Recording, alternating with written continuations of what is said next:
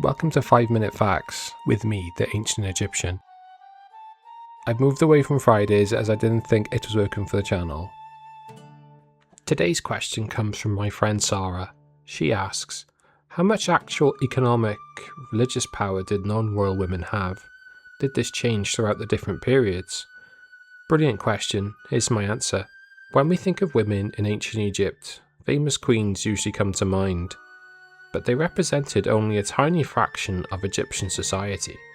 The real story belongs to millions of ordinary women whose lives stretch from the construction of the pyramids during the Old Kingdom to the final centuries of Egyptian independence under Cleopatra.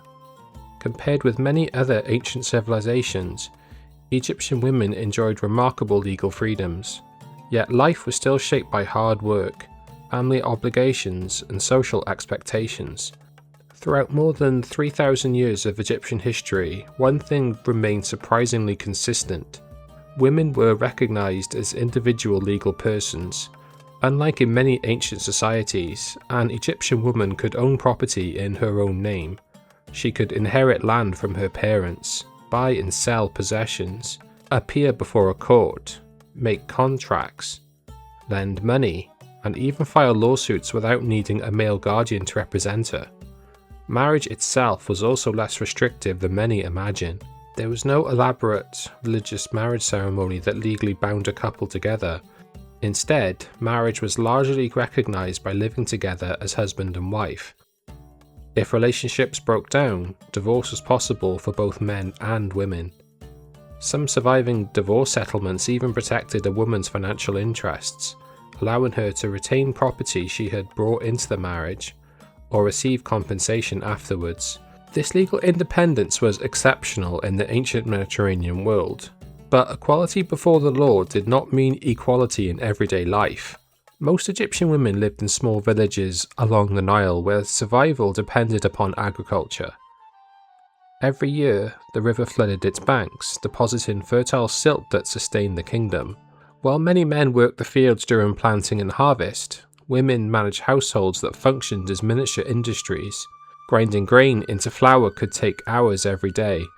Bread had to be baked. Beer, the staple drink of ancient Egypt, had to be brewed. Clothing had to be spun, woven, and repaired. Children required constant care. These tasks were physically demanding and essential to keep society functioning. Yet many women also earned incomes beyond the home. One of Egypt's largest industries was textile production. Women spun flax into linen thread before weaving it into cloth, one of Egypt's most valuable exports. Others worked in food production. Women brewed beer commercially, baked bread for sale in local markets, and processed dairy products. Some became professional mourners, hired to perform funeral rituals, while others earned their living as musicians, singers, and dancers during religious festivals and private celebrations. Women also served in temples as musicians, chantresses, and priestesses dedicated to various gods. Although the highest priestly offices were usually held by men, women still played important religious roles throughout Egyptian history. Evidence even suggests that some women practiced medicine. Meanwhile, market scenes painted inside tombs show women buying and selling goods alongside men. They traded vegetables, fish, cloth, oils, and pottery, contributing directly to local economies. For poorer families especially, everyone worked. The idea of women remaining entirely inside the home simply did not reflect the reality of daily life. But what about love? Ancient Egyptian love poetry reveals relationships that often sound surprisingly modern. Poems speak of longing, romance, and emotional affection rather than arranged political marriages. Women appear as active participants in courtship, expressing desire and choosing partners in ways that feel remarkably familiar. This is a love poem from an ancient Egyptian woman's perspective. My beloved stirs my heart with his voice. He causes illness to seize me. My mother is right in commanding me, avoid seeing him. But my heart is smitten by his memory. My love for him has seized me. Look, he is a fool, but I am just like him. He does not know my desire to embrace him.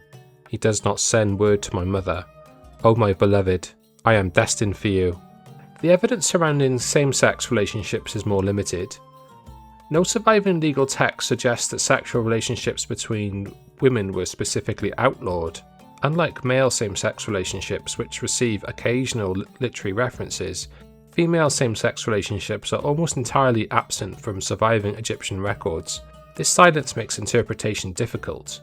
By the time Cleopatra ruled Egypt in the 1st century BCE, many of these legal traditions still existed despite centuries of foreign influence under the Greek Ptolemaic dynasty.